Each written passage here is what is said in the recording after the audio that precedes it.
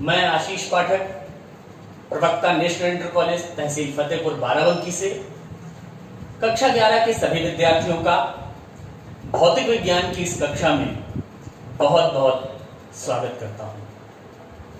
विद्यार्थियों, गत वीडियो में हम सब ने मापन एवं मात्रक नामक अध्याय के द्वितीय भाग में द्रव्यमान का मापन, समय का मापन और यथार्थता, परिशुद्धता और त्रुटियों के बारे में, जिनमें क्रमबद्ध त्रुटियां और यादृच्छिक त्रुटियां थीं, उनके बारे में जानकारी प्राप्त की, चर्चा की। और मैंने आपसे जैसा कि वादा किया था कि इस वीडियो में अर्थात आज की कक्षा में हम सब त्रुटियों के बारे में कुछ आगे की चीजें जानेंगे, कुछ महत्वपूर्ण बिंदुओं के बारे में हम सब आज चर्चा करेंगे।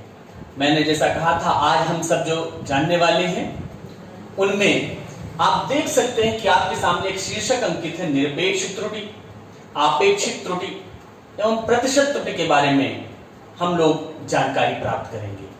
तो सबसे पहले हम आज की बात को, आज की कक्षा को प्रारंभ करेंगे निरपेक्ष त्रुटि के साथ कि निरपेक्ष त्रुटि क्या होती है और उसके बारे में हम लोग चर्चा शुरू करते हैं। तो विद्यार्थियों, कि जैसा कि हम सबको पता है कि मापन अध्याय और मात्रक अध्याय में हम सब ने मापन के बारे में अभी तक काफी कुछ बातें की हैं। तो यदि किसी राशि के कई मापन किए जाएं, कई मापन में जो हमको मान प्राप्त हो, वो क्रमशः A1, A2, A3 और इस तरीके से n अगर उसकी माप करी जाए तो इस तरीके से हमको मान प्राप्त होते हो। अब हमको ये अलग अलग मापनों के मान यहां प्रदर्शित हो रहे हैं। अगर प्रायोगिक परिस्थितियों में हम चाहते हैं कि इस राशि का सर्वाधिक संभव मान हम जाने, तो वो सर्वाधिक संभव मान क्या होगा? तो विद्यार्थियों, इस राशि का जिसके कई मापित मान हमारे सामने प्रदर्शित है, इसका संभव मान, सर्वाधिक संभव मान, इन सभी मानों का जो समांतर माध्यम निकालेंगे उसके द्वारा हमको प्राप्त हो सकता है। अर्थात इन सभी मापित मान जो हमको अलग अलग प्राप्त हुए, इनका समांतर माध्यम ज्ञात करें, वही सर्वाधिक संभव मान होगा इस राशि का। तो हमारा समांतर माध्य अर्थात ए माध्य से उसको हम प्रदर्शित करें। ए माध्य किसके बराबर होगा? वो निश्चित रूप से बराबर होगा A1 plus A2 plus A3 plus dash dash dash AN, और ये हमारे n नंबर ऑफ टर्म्स हैं डिवाइडेड बाय n। अब इसको अगर हम सिंबॉलिक फॉर्म में थोड़ा सा आसान तरीके से लिखना चाहें तो हम सिग्मा का यूज करके इसको लिख सकते हैं, sigma I equal to 1 to n AI upon n। ये हमारे पास क्या प्राप्त हो गया? ए माध्य प्राप्त हुआ, इन सभी मापित मानों का समांतर माध्य प्राप्त हुआ, और यही ए माध्य सर्वाधिक संभव मान होगा इस राशि का। अब जैसा कि हम सब लोग पहले चर्चा कर चुके हैं और यह मानना पूर्णतया उचित भी है, युक्तिसंगत भी है, कि किसी राशि की जो व्यष्टिगत माप होती है वह उस राशि की माप की जो वास्तविक माप है, वास्तविक मान है उस राशि का, उससे उतना ही अधिक हो सकती है, या उसको हम कह सकते हैं अधिक आकलित हो सकती है, या जितना कि उसे हम अआकलित कर सकते हैं। अर्थात वह राशि के वास्तविक मान से जितना अधिक हो सकती है उतना ही कम भी होने की संभावना होती है। अब हमारे पास जब इस तरीके से हमने जानकारी प्राप्त कर ली, तो अब हम निरपेक्ष त्रुटि की अगर हम परिभाषित करने की बात करें तो निरपेक्ष त्रुटि को हम इस प्रकार से परिभाषित कर सकते हैं कि किसी राशि के व्यष्टिगत और वास्तविक मान के बीच के अंतर के परिमाण को, यहां ध्यान देंगे शब्द मैंने जो बोला है परिमाण, अर्थात मैग्नीट्यूड को मापन की निरपेक्ष त्रुटि कहते हैं। फिर से मैं रिपीट करता हूं, किसी राशि के व्यष्टिगत और वास्तविक मान के बीच के अंतर के परिमाण को उस राशि के मापन की निरपेक्ष त्रुटि कहा जाता है। इसे जैसे यहाँ की अगर हम स्थिति में देखें, यहाँ पर हमने उस राशि के मानों को A1, A2, A3 से प्रारंभ में अलग अलग मापित मानों को बताया था, फिर उसके बाद उसका माध्य ए माध्य प्राप्त हुआ। तो अगर इस स्थिति की हम बात करें तो यहाँ पर निरपेक्ष त्रुटि डेल्टा ए द्वारा प्रदर्शित की जाएगी, बल्कि स्पष्ट रूप से मॉड डेल्टा ए द्वारा प्रदर्शित की जाएगी, क्योंकि परिमाण अंतर का परिमाण हमको चाहिए। तो अब हमारे पास चूंकि कोई ऐसी विधि हमको नहीं पता है कि किसी राशि का वास्तविक मान हम प्राप्त कर सकें, तो ऐसी स्थिति में हम समांतर माध्य को ही राशि का वास्तविक मान स्वीकार कर लेते हैं, क्योंकि हमने कहा कि हमने इस ए माध्य को ही सर्वाधिक संभव निकट मान माना है उस राशि का, तो हम इसी को वास्तविक मान लेते हैं। और इसके बाद व्यक्तिगत माप और वास्तविक माप का जो अंतर हम प्राप्त करते हैं, जिसे हम निरपेक्ष त्रुटि करेंगे, तो वो कैसे प्राप्त होगा? पहले माप के लिए अगर हम प्राप्त करें तो डेल्टा A1 पहली मापित मान के लिए अगर हम निरपेक्ष त्रुटि निकालें तो वो किसके बराबर होगा? A1 माइनस A माध्य। आप देख सकते हैं क्योंकि ये वास्तविक मान है। और इसी प्रकार से जो डेल्टा A2 हम निकालेंगे वो होगा हमारे पास A2 माइनस A माध्य। और इस क्रम में बढ़ते बढ़ते हम डेल्टा AN भी प्राप्त कर सकते हैं, जो बराबर होगा AN माइनस A माध्य। अब यहां पर विद्यार्थियों एक चीज ध्यान दीजिए, यहां पर ध्यान देने का विषय यह है कि इसमें जो अंतर हमको प्राप्त होंगे कुछ तो धनात्मक होंगे और कुछ ऋणात्मक भी हो सकते हैं। कहीं पर A1 ज्यादा होगा इधर A माध्य से, कहीं पर हो सकता है A माध्य ज्यादा हो। तो यहां पर इसीलिए मैंने कहा कि यहां पर निरपेक्ष त्रुटि जो है वो परिमाण लिया जाएगा, इस अंतर का परिमाण होगा। इसलिए जो निरपेक्ष त्रुटि हमारी मॉड डेल्टा A होगी वो सदैव धनात्मक ही होगी। अब हम ये कह सकते हैं कि भौतिक राशि की जो निरपेक्ष त्रुटि है वो परिमाणों के समांतर माध्य जो हैं, इन सबके परिमाणों के समांतर माध्य को भौतिक राशि A का मान के अंतिम निरपेक्ष त्रुटि या माध्य निरपेक्ष त्रुटि कहते हैं। तो माध्य निरपेक्ष त्रुटि कैसे हम ज्ञात करेंगे? जिसको मैंने कहा डेल्टा A माध्य। तो डेल्टा A माध्य जो हमको प्राप्त होगी उसको हम ध्यान दें, डेल्टा A माध्य। अभी हमने A माध्य कैलकुलेट किया था, डेल्टा A माध्य हम कैलकुलेट किए जा रहे हैं। वो कैसे हमको प्राप्त होती है विद्यार्थियों ध्यान देंगे, मॉड ऑफ डेल्टा A1, अर्थात यहां पर जो हमको प्राप्त हुआ था उसका परिमाण जैसा मैंने आपसे कहा था अभी, उसके बाद mod of delta A2, mod of delta A3, और इस तरीके से यहां पर हमारे पास होगा mod of delta AN upon n। इसको अगर हम सिंप्लीफाई करें, सिग्मा फॉर्म में लिखें, तो डेल्टा A माध्य जो हमको प्राप्त होगा वो होगा sigma mod delta AI, I runs from 1 to n upon n। ये हमारे पास क्या प्राप्त होता है? ये हमको डेल्टा A माध्य प्राप्त हो जाता है। अब यहां पर एकल माप की अगर हम बात करें, यहां पर ध्यान देंगे ये हमारे पास प्राप्त हो गया, निरपेक्ष त्रुटि प्राप्त हो गई। अब यहां पर हम अगर ध्यान देना चाहें कि अगर किसी एकल माप जैसे A1 या A2 या A3 ये सब एकल माप, अगर इन सब की बात करें तो हम ये कह सकते हैं इस राशि का जो A का मान होगा वो किसके किसके बीच में होगा? वो होगा A माध्य प्लस माइनस डेल्टा A माध्य के बीच में वेरी करेगा। क्यों? यहां पर देखें, क्योंकि हमने आपसे बताया कि जितना अधिक हो सकता है उतना कम भी हो सकता है। तो हम यहां पर एक तरीके से कह सकते हैं इस राशि का अगर वास्तविक मान A हो तो A बराबर हो सकता है, A का जो मान हमको प्राप्त हो सकता है वो हो सकता है A माध्य प्लस माइनस डेल्टा A माध्य। या इसको हम और थोड़ा एक दूसरे रूप में लिखना चाहें तो हम ये कह सकते हैं कि हमारे पास A माध्य, ध्यान साफ साफ मैं लिख देता हूं जो हमने प्राप्त किया था, A माध्य में अगर हम घटा दें डेल्टा A माध्य, यहां माइनस साइन हमने ले लिया है, डेल्टा A माध्य ये less than or equal to होगा A के, और ये हमारे पास less than or equal to होगा A माध्य प्लस डेल्टा A माध्य। जो चीज मैंने यहां लिखी थी उसी को इस तरीके से हमने लिख दिया है। इसका अर्थ ये हुआ कि किसी भौतिक राशि की किसी माप A का मान A माध्य प्लस डेल्टा A माध्य और A माध्य माइनस डेल्टा A माध्य के बीच ही होने की संभावना होती है। ये तो हमारी निरपेक्ष त्रुटि की बात विद्यार्थियों हो गई। अब इसके बाद हम दूसरे शब्द पर आते हैं जो आपको शीर्षक में दिखाई दे रहा है, आपेक्षिक त्रुटि। आपेक्षिक त्रुटि का प्रयोग हम निरपेक्ष त्रुटि के स्थान पर करते हैं। और इसके साथ ही साथ अगला जो शब्द लिखा हुआ है, जो अगला शीर्षक में शब्द उद्धृत है प्रतिशत त्रुटि, उसकी भी हम बात करेंगे। ये आपेक्षिक त्रुटि क्या है? हम आपेक्षिक त्रुटि को हम परिभाषित अगर करें तो हम ये कह सकते हैं कि मापित राशि जो हमारी है, मापित राशि की माध्य निरपेक्ष त्रुटि। ध्यान देंगे, मापित राशि की माध्य निरपेक्ष त्रुटि वो क्या है? मापित राशि की माध्य निरपेक्ष त्रुटि है डेल्टा A माध्य, और इसके माध्य इसके माध्यमान यानी कि ए का माध्यमान तो ए माध्य, इनका जो ये हमारे पास अनुपात है यही कहलाता है, क्या कहलाता है ये हमारे पास, ये कहलाता है आपेक्षिक त्रुटि। ये हमारे पास आपेक्षिक त्रुटि हो जाता है। डेल्टा ए माध्य और ए माध्य का अनुपात क्या कहलाता है, आपेक्षिक त्रुटि कहलाता है। मैं फिर से परिभाषित करता हूं, आपेक्षिक त्रुटि मापित राशि की माध्य निरपेक्ष त्रुटि और इसके माध्यमान का अनुपात है। ये हमारे पास यहां पर हमको देखने में आ गया। अब हमने निरपेक्ष त्रुटि भी जान ली विद्यार्थियों और आपेक्षिक त्रुटि भी जान ली। अब यहां पर एक और हमारे पास शब्द है जिसको प्रतिशत त्रुटि की बात करें। बहुत आसान है प्रतिशत त्रुटि को जान लेना, प्रतिशत त्रुटि को समझ लेना बहुत सहज हमारे पास हो जाता है, क्योंकि जब हम आपेक्षिक त्रुटि को प्रतिशत में व्यक्त करते हैं, प्रतिशत शब्द पर ध्यान दीजिएगा, प्रतिशत का मतलब ही होता है प्रत्येक 100 के लिए।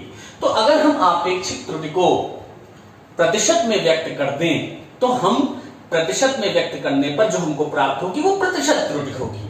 तो हमारे पास प्रतिशत त्रुटि क्या हो जाएगी अगर हम यहां पर व्यक्त करें, तो प्रतिशत त्रुटि हमारे पास, जिसको सामान्यतः डेल ए से हम व्यक्त कर देते हैं, वो हमारे पास क्या हो जाएगी, उसको निश्चित रूप से उसका मान जो हमको प्राप्त हो जाएगा वो डेल्टा ए माध्य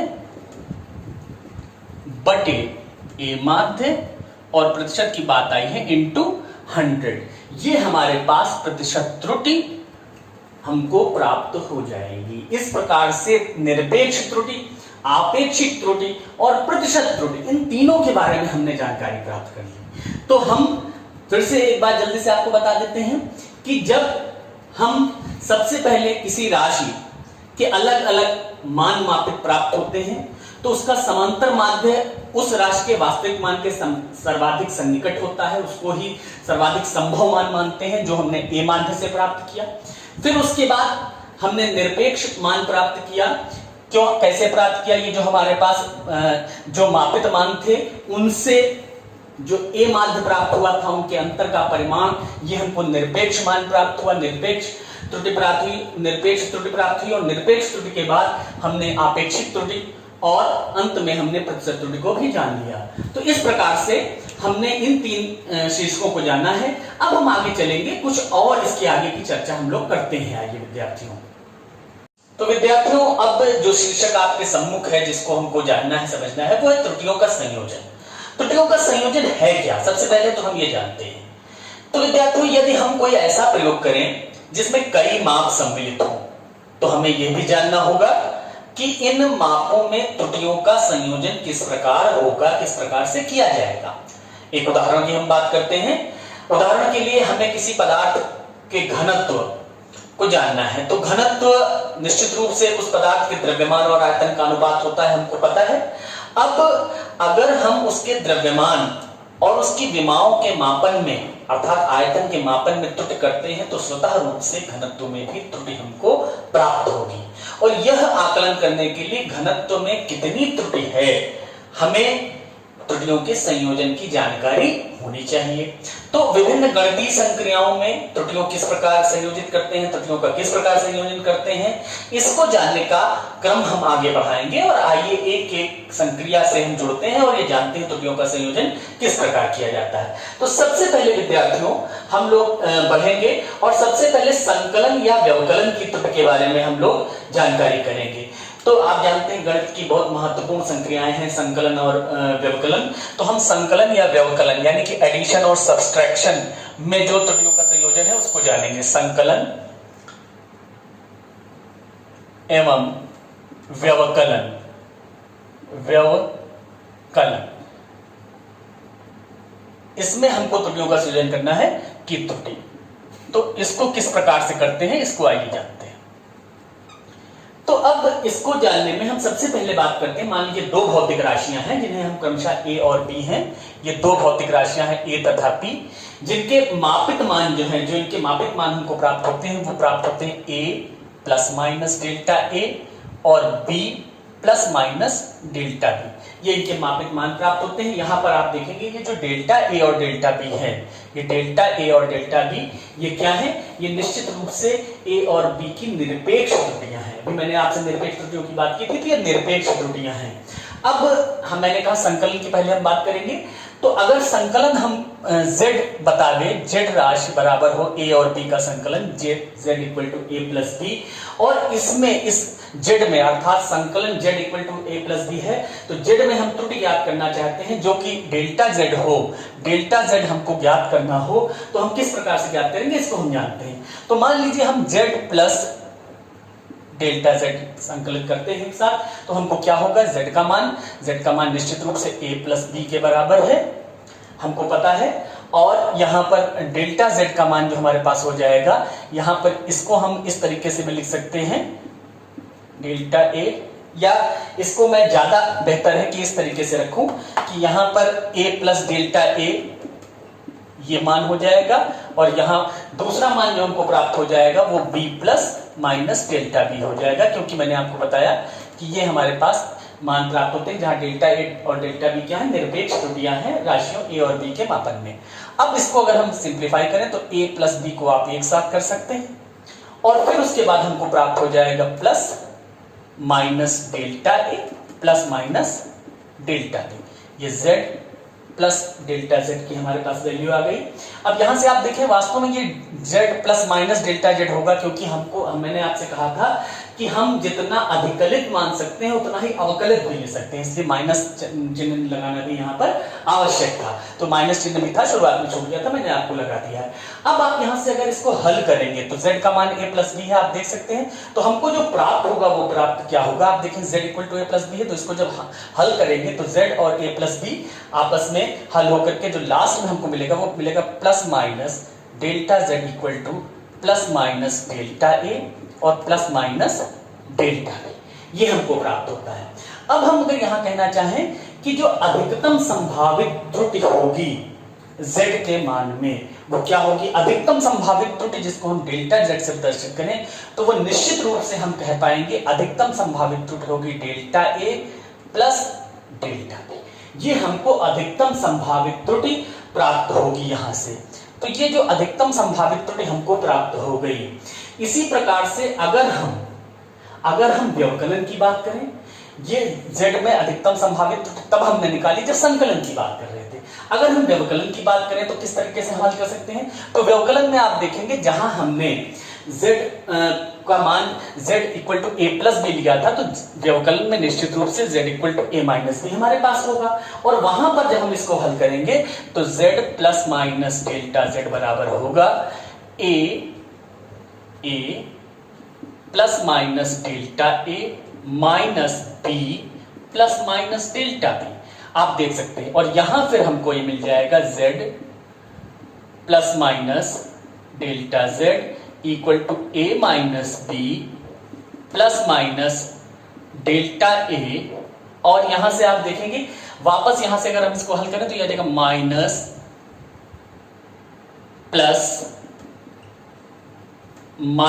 प्लस डेल्टा बी। अब इसको यहां पर आप फिर देखें कि z equal to a minus B होता है, तो यहां से फिर जो हमको मिला plus minus delta z equal to plus minus delta a minus plus delta B. और फिर से अगर z के मान में अधिकतम त्रुटि की हम बात करें तो अधिकतम संभावित त्रुटि क्या होगी, जैसे यहां पर प्राप्त हुई थी, फिर से हमको डेल्टा z इक्वल टू प्राप्त होती है delta a plus delta B. तो आपने यहां पर स्पष्ट रूप से देख लिया कि हमको दोनों स्थितियों में जो अधिकतम संभावित त्रुटि प्राप्त होती है वो प्राप्त हो रही है, क्या प्राप्त हो रही है, वो delta a plus delta B प्राप्त हो रही है। तो हम ये कह सकते हैं विद्यार्थियों, हम बहुत ध्यान से ये देखें तो कह सकते हैं कि संयोजन या संकलन या व्यवकलन में जो हमारे पास अधिकतम त्रुटि होती है या त्रुटियों का जो संयोजन होता है वो हमको कैसे प्राप्त होता है, वो राशियों के में जो अलग अलग निरपेक्ष त्रुटियां होती हैं उनके योग के बराबर प्राप्त हो जाता है। जब दो राशियों को संकलित अथवा व्यवकलित हम करते हैं तो अंतिम परिमाण में जो निरपेक्ष त्रुटि हमको मिलती है वो राशियों के निरपेक्ष त्रुटियों के योग के बराबर होती है। देखेंगे एक की निरपेक्ष त्रुटि डेल्टा ए है और बी की निरपेक्ष डेल्टा बी है, तो इनके योग के बराबर हमको अंतिम परिणाम में निरपेक्ष त्रुटि प्राप्त होती है। तो फिर से आपने समझ लिया कि संकलन और व्यवकलन में जो हमको अंतिम निरपेक्ष त्रुटि प्राप्त होती है उन राशियों की निरपेक्ष त्रुटियों के बराबर होती है जिनको हम संकलन कर रहे हैं अथवा व्यवकलन कर रहे हैं। अब अब इसके आगे हम अगर बढ़ें तो इसके बाद हमारे पास दो और संक्रियाएं बहुत महत्वपूर्ण हैं, गुणनफल या भागफल की त्रुटि अगर हम बात करें, गुणनफल या भागफल की त्रुटि, इसको भी हम देखेंगे, विद्यार्थियों ध्यान देंगे। तो गुणनफल या भागफल में मान लीजिए हमारे पास दो राशियां ए बी जैसे यहां पर थी वैसे ली हैं, यहां पर हमारे पास z equal to A B होगा, निश्चित रूप से ये गुणन की संक्रिया की हम बात कर रहे हैं। ए कैपिटल ए और कैपिटल बी के जो मापित मान है वो इसी प्रकार से a plus minus delta A और b plus minus delta B है। तो हम जैसे हमने यहां किया था z plus minus delta z अगर हम प्राप्त करना चाहेंगे तो हमको यहां पर क्या प्राप्त होगा, यहां हमको निश्चित रूप से प्राप्त होगा a plus minus delta A into B plus minus delta B, और इसको जब हल करेंगे विद्यार्थियों z plus minus delta z बराबर, जब इसको आप हल करते हैं तो देखिए हमको क्या मिलता है ए बी, फिर उसके बाद हमको मिल जाता है, यहां से अगर आप ध्यान देते जाए तो आपको एक चीज पता चल जाएगी, plus minus B delta A plus minus A delta B और प्लस माइनस डेल्टा ए डेल्टा बी, ये आपको प्राप्त हो जाता है। अब यहां पर अगर हम ध्यान से देखना चाहें, यहां से अगर थोड़ी सी कैलकुलेशन हम करना चाहें तो आपको पता है z equal to A B है, इसको हम हल करके अगर यहां से देखेंगे, यहां प्लस माइनस माइनस का निशान छुटा हुआ था। अगर आप देखेंगे दो चीजें, ये जो डेल्टा ए डेल्टा बी है, क्योंकि डेल्टा ए बहुत छोटी राशि होगी, डेल्टा बी भी बहुत छोटी राशि होगी, इनका गुणन होगा ये अत्यंत अल्प हो जाएगा, इसलिए इसको हम उपेक्षणीय मान सकते हैं इनके गुणन को। दूसरी चीज अगर हम यहां से देखना चाहें, z और ए बी, अगर यहां पर हम इधर z से भाग कर दें, इधर ए बी से भाग कर दें तो हमारे पास क्या प्राप्त हो जाएगा, इधर हो जाएगा 1 plus minus delta z by Z, ये हमको प्राप्त हो जाएगा, और इधर हमको प्राप्त हो जाएगा 1 plus minus delta A upon A plus minus delta B upon B, और मैंने जैसा कहा इसको उपेक्षणीय मान करके हम छोड़ सकते हैं, छोड़ दिया है हमने। अब हमारे पास फाइनली हमको क्या मिला, अगर विद्यार्थियों अगर आप ध्यान से देखें, यहां पर मैं आपके लिए लिख रहा हूं, तो delta z upon z equal to, अगर यहां प्लस माइनस निशान भी मैं लगा दूं, equal to plus minus delta A upon A plus minus delta B upon B. पुनः अगर हम अधिकतम संभावित त्रुटि की बात करें या अधिकतम आपेक्षिक त्रुटि की बात करें तो अधिकतम आपेक्षिक त्रुटि हमको क्या मिल जाएगी, delta z by Z equal to delta A upon A plus delta B upon B. ये हमारे पास गुणन की संक्रिया में अधिकतम संभावित त्रुटि अपेक्षित त्रुटि के रूप में हमको यहां पर दिखाई दे गई, अपेक्षित त्रुटि आपको दिखाई दे रही है। और इसी प्रकार से हम भागफल की संक्रिया में भी जो अधिकतम अपेक्षित त्रुटि प्राप्त करते हैं वो भी इतनी ही प्राप्त होती है। भागफल की संक्रिया में भी जो अधिकतम अपेक्षित त्रुटि होती है वो delta z upon Z equal to delta a upon a plus delta b upon b के बराबर प्राप्त होती है। तो इस प्रकार से हमने गुणनफल और भागफल की संक्रिया में आपेक्षिक त्रुटियों को देख लिया।